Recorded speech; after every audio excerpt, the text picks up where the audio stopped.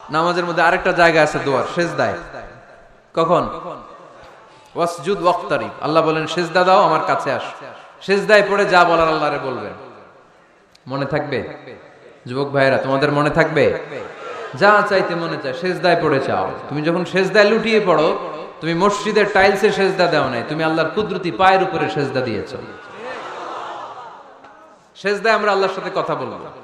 এজন্য আল্লাহর হাবিব তাকবীরে তাহরিমে বাঁধার পরে সানা পড়তেন, মাঝে মাঝে পড়তেন ওয়াজহাতু ওয়াজহিয়া লিল্লাযী ফাতারাস সামাওয়াতি ওয়াল আরদা হানিফান ওয়া মা আনা মিনাল মুশরিকিন। এখানে অনেক দোয়া পড়তেন। আল্লাহুম্মা বাঈদ বাইনি ওয়া বাইনা খাতায়ায়া কামা বাআদতা বাইনাল মাশরিকি ওয়াল মাগরিব। আল্লাহ, আমার আর আমার গুনার বোঝার মধ্যে এত দূরত্ব করে দাও, পৃথিবীর পূর্ব প্রান্ত আর পশ্চিম প্রান্তের মাঝখানে তুমি যত দূরত্ব রেখেছো। সুবহানাল্লাহ পড়েন। আমার পাপগুলোকে তুমি সাদা ধবধবে ঠান্ডা বরফের পানি দিয়ে ধুয়ে মুক্ত করে দাও। ও আল্লাহ, আমারে তুমি নিষ্পাপ বানিয়ে দাও। এই নামাজের শুরুতে এই দোয়াগুলো করলে কবুল করে কে?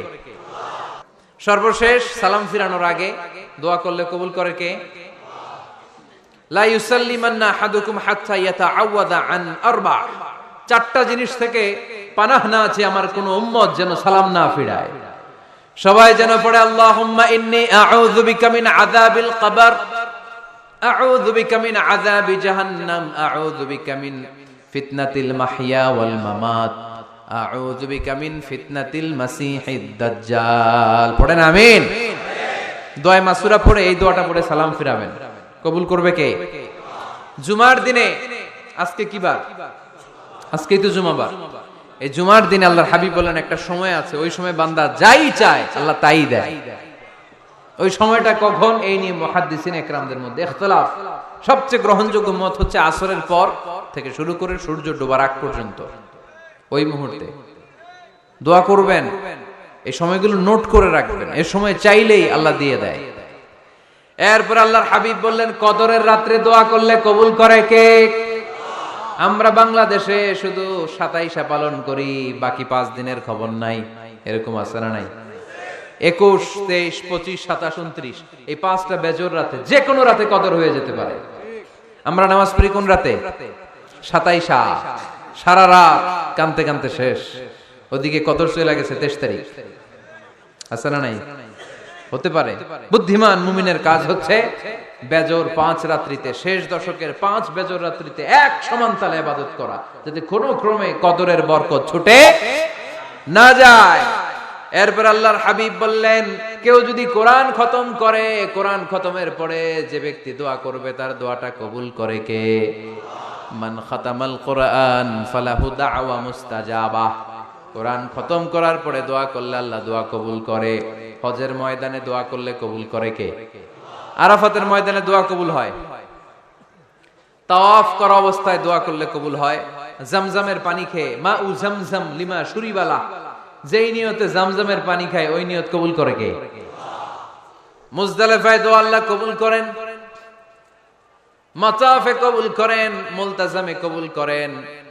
কাবা ঘরের হাজরে আসওয়াদের কর্নার, কাবা ঘরের দরজা, দুই জায়গার মাঝখানে একটা জায়গা আছে, এটার নাম মুলতাজাম।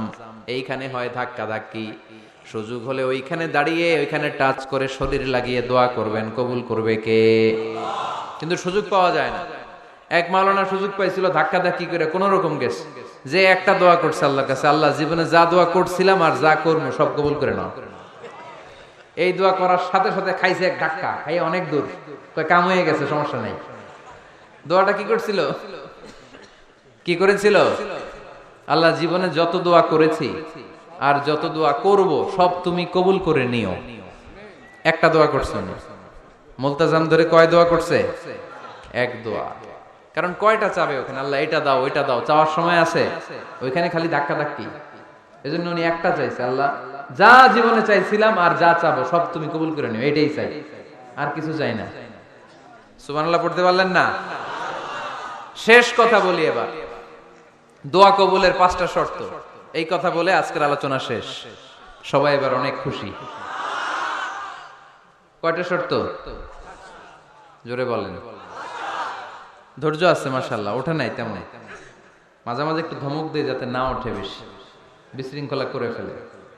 এখন আবার ঠান্ডা হয়েছে। কয়টা শর্ত মনে থাকবে? এই যারা বলেন দোয়া কবুল হয় না, দেখেন নিজেদের সাথে মিলে কিনা।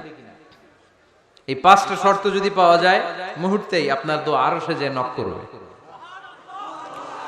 1 নাম্বার শর্ত আকলুল হালাল, হালাল খাওয়া। কি খাওয়া? আমরা দুইটাই খাই, হালালও খাই হারামও খাই। বেশি খাই কোনটা? হ্যাঁ, কি খান? আমি কই নাই কিছু, আপনারাই কইছেন। নিজের উত্তরে নিজে ধরা না। হারাম খেলে তো দোয়া কবুল হয় না। লা ইয়াদখুলুল জান্নাতা জাসাদুন গুযিয়া বিল হারাম। ওই দেহ কখনো জান্নাতে যায় না যে দেহ হারাম খেয়ে বর্ধিত হয়েছে। কেন দোয়া কবুল হয় না? মিলিয়ে নেন নিজের জীবনের সাথে, জাস্ট একটু মিলিয়ে নেন, খেয়াল করেন। আকলুল হালাল 1 নাম্বার শর্ত। ইউর ইনকাম শুড বি হালাল, ইউর ফুড শুড বি হালাল, ইউর ড্রিঙ্ক শুড বি হালাল, ইউর ফ্ল্যাট শুড বি হালাল, your bank balance should be হালাল। চিল্লায় বলেন ঠিক কি না? এক লোক কাবার চারপাশে শুধু দোয়া করে, ইয়া রব, ইয়া রব, ও আমার রব, তুমি আমারে মাফ করে দাও, তুমি আমারে মাফ করে দাও। এই সাহাবীর কান্নাকাটি দেখে, এই লোকের কান্নাকাটি দেখে অন্য সাহাবারা বলল, আজকের সব সওয়াব এই লোকে নিয়ে যাবে। সব সওয়াব তো আজকে উনার। এর দোয়া কবুল। আল্লাহর হাবিব বললেন, ওয়া মাতআমুহু হারাম, ও যা খায় হারাম খায়।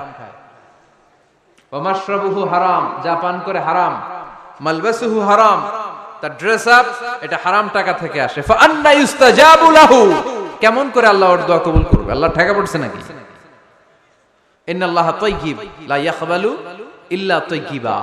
আল্লাহ নিজে পবিত্র, আল্লাহ পবিত্র ছাড়া কোনো অপবিত্র জিনিস গ্রহণ করেন না। জিহাদের ময়দানে একজন সাহাবী ছিল, সর্বপ্রথম তীর মেরেছিল। নাম কে বলতে পারবে? সাআদ বিন আবি ওয়াক্কাস রাদিয়াল্লাহু তাআলা আনহু। উনি একবার আল্লাহর হাবিবকে বললেন, ইয়া রাসূলুল্লাহ, উদউ আল্লাহ আইয়াজআলানি মুস্তাজাবাদ দাওয়া। ও নবী, আপনি তো দোয়া করলে কবুল হয়, আপনি একটু আমার জন্য দোয়া করেন, আল্লাহ যেন আমারে মুস্তাজাবুদ দাওয়া বানিয়ে দেয়। কি বানিয়ে দেয়? মুস্তাজাবুদ দাওয়া মানে কি জানেন? যিনি চাইতে দেরি, কবুল হতে দেরি হয়। আল্লাহর হাবিব বললেন, ইয়া সাআদ, হে সাআদ, আতিব মাতআমাক তাকুন মুস্তাজাবুদ দাওয়া। সাদ, তুমি যেটা খাবে এটা হালাল খেও, হালাল খেলেই তুমি মুস্তাজাবুদ দাওয়া। সুবহানাল্লাহ পড়বেন না?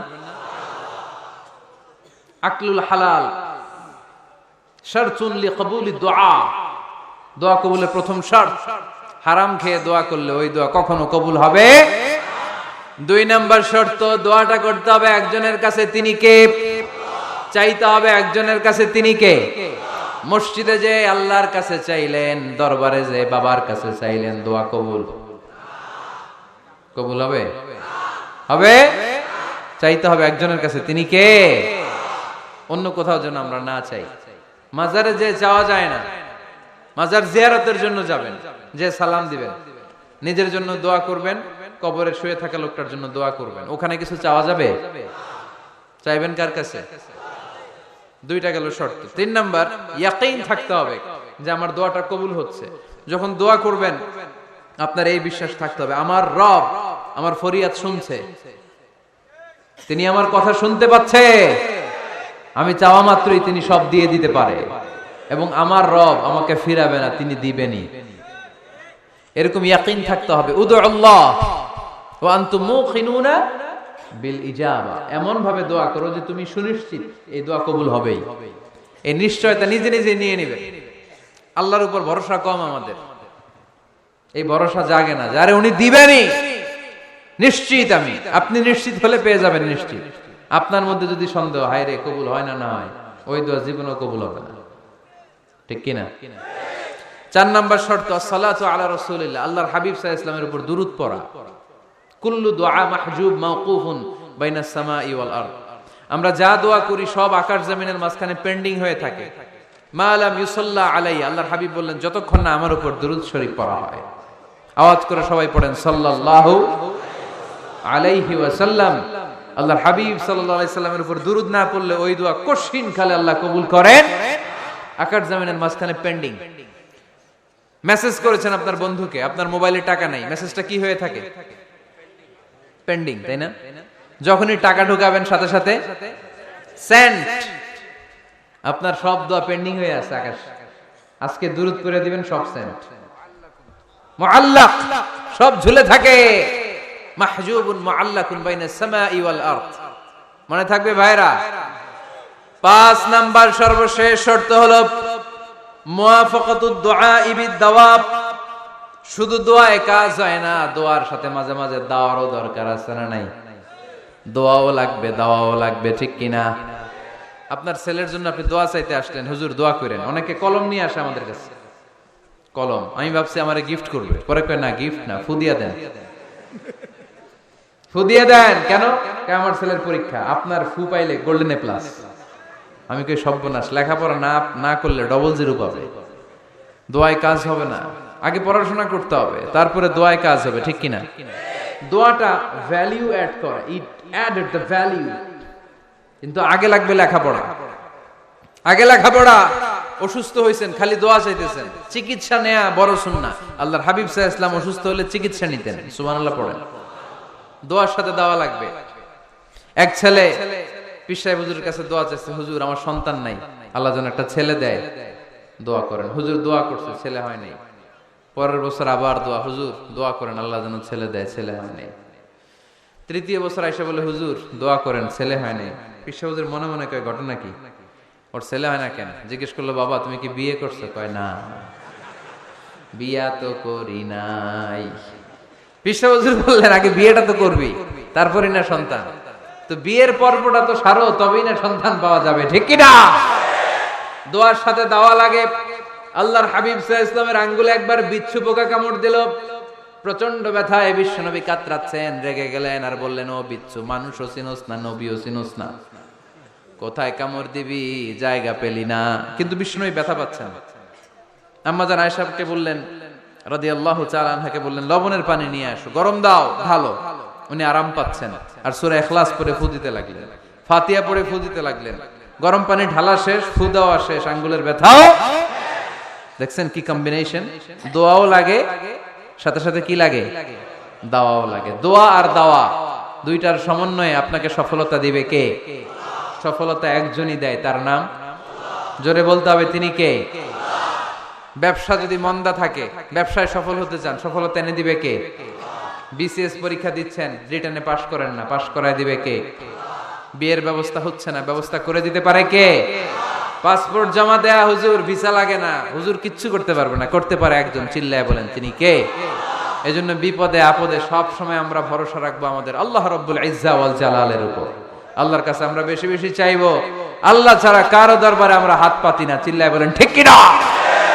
আমরা ফকির একজনের দরবারে, ঘাটে ঘাটে আমরা ফকির হইতে রাজি না, আমরা একজনের দরবারে ফকির। দরবারটা কার? দোয়া একটা শিল্প।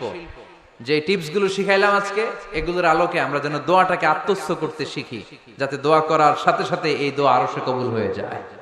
আল্লাহ আমাদের সবাইকে কথাগুলো বুঝার ও আমল করার তৌফিক দান করো, আল্লাহুম্মা আমিন। রব্বানা যালামনা আনফুসানা